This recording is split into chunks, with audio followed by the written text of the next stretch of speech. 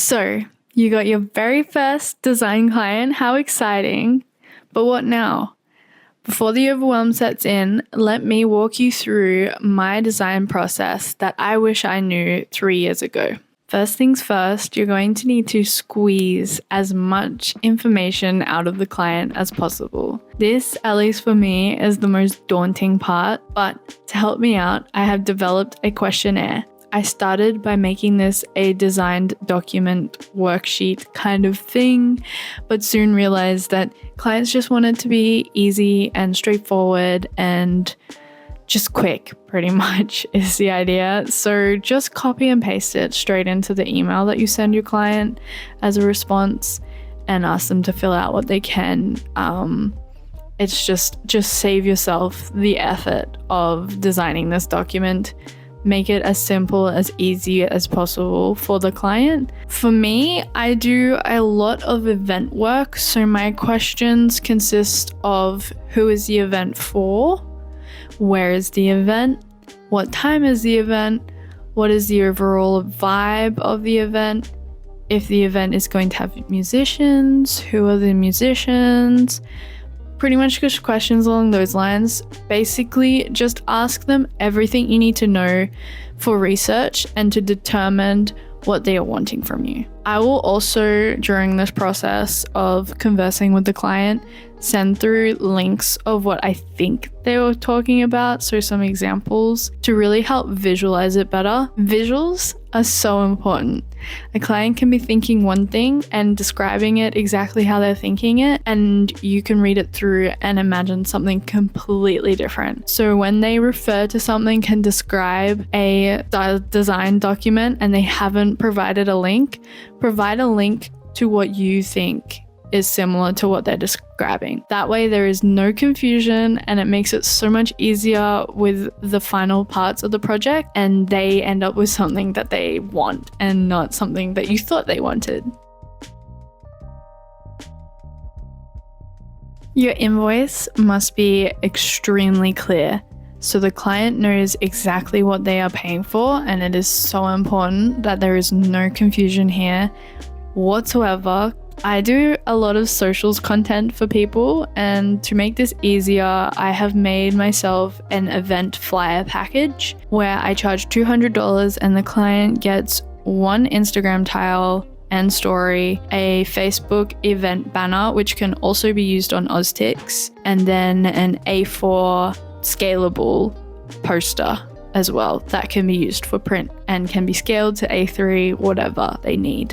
Anything else I calculate based on the wage I pay myself, which is $50 per hour. To break down this invoice, the client has asked for my event flyer package, and as I have designed for him before and I already have all the assets I need for this project, I charge a slightly cheaper rate at $120. Just because it's not going to take me the full 4 hours to complete, as I don't have to track down any assets or find any new content for him. He has also asked for 2 extra posts. Both have the same layout, they just have a different picture in the background, as well as a new Instagram profile picture, as he is setting up a separate Instagram for this event. So the total is $200 after the extra add-ons, and that totals to about 4 hours of work.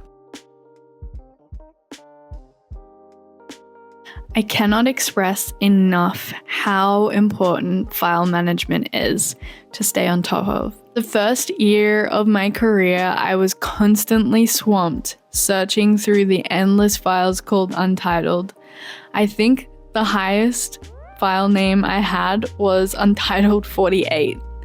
So I tried to keep up this system for all my clients. On my work hard drive, I have a studio section where I have 2 main folders. One is for my invoices, and within that folder, I have a paid folder. So once an invoice is paid, I sift it into there.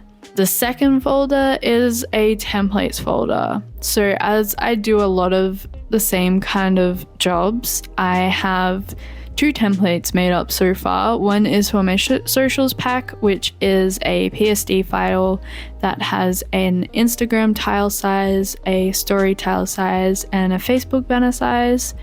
And then I also have done some branding projects. So I have a design direction InDesign document where it's basically just pages of mood boards and mood board layout, as well as typography, that kind of thing. Anything that you would need in a branding conversation, I have it in there. It just means it makes the process a little bit quicker. So I grab one of these blank templates for the client, and then I put in all the client stuff and save it to the client's folder. Highly recommend it if you are consistently doing similar jobs. I use that branding one regularly, as well as the socials pack even more regularly. After that, I just have the folders that are allocated to each client.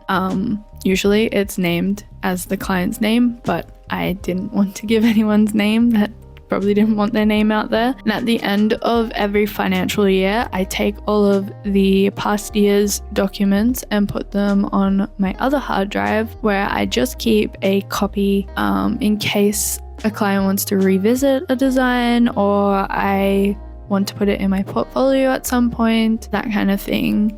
It just keeps my work hard drive running smoothly and fast, and my other one is just like a backup drive. Now, within the client folders, I have a folder for every project that I have completed for the client, and within the project folders, I just make whatever folders I need for the specific project, and I only leave the raw design files out floating in the project folder. This level of organization means I am not wasting time searching for things through my hard drive. Before I start designing anything, I do some basic research on what other people are making within the space I'm designing for.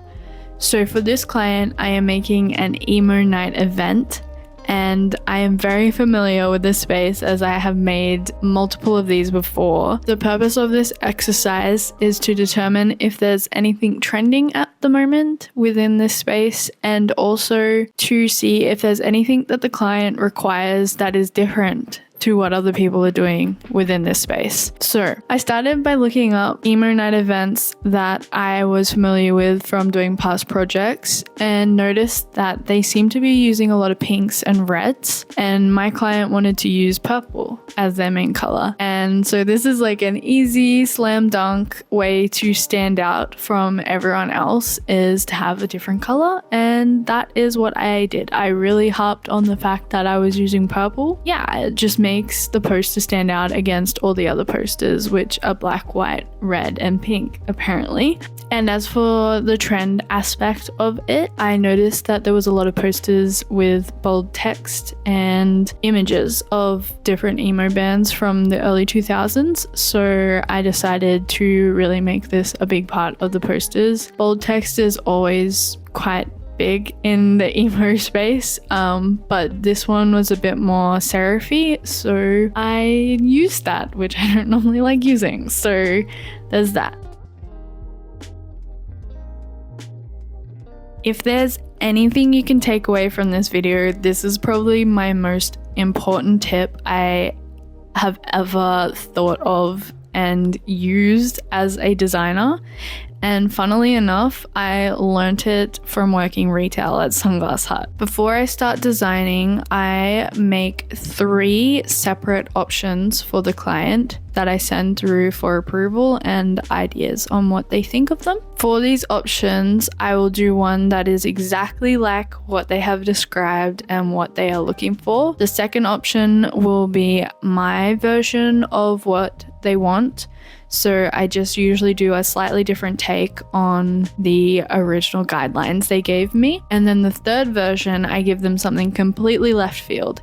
Still pertains to the guidelines, but it's not anything like they sort of described, just to give them a different option to have a look at. So for example, if a customer was to come into Sunglass Hut and they had no idea what they wanted, I would have a look at the pair that they would normally buy. So for example, it's Wayfarers. We would try those on, and then I would give them a pair like Justin's, which They're a different style, but still the square shape and similar kind of look to them. And then if we tried those on and we weren't sure, I would then pull out something like a Leonard, which is still a rectangular, squarish shape pair of glasses.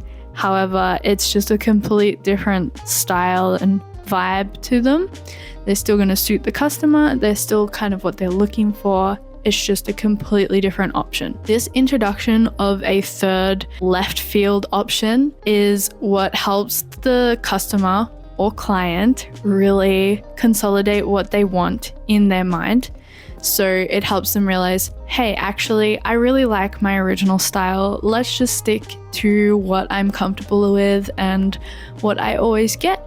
We can try something different like the Justins, but at least it's still that style I'm comfortable with. But then bringing in the third option can sometimes make them see, hey, actually, I really like this new look. Let's try something new. Or they might go for the third option entirely. So when this applies to your design clients, the third option they might take bits and pieces from and put into their original designs. But if you hadn't have given that third option, they might come back to you with, hey, what if we tried this instead? This just saves that whole extra step and extra revision you might have to do if you give them something completely different to what they asked for, just so they can envision it in a different light. Once I've done these options, I make sure the raw file and the image file is labeled 1, 2, or 3, and then I send them off to the client asking for their thoughts. Once I get those thoughts back, that's when I actually jump straight into the project and just fulfill everything that they ask. So that's all the help I have for getting ready for your very first design client. How exciting! I hope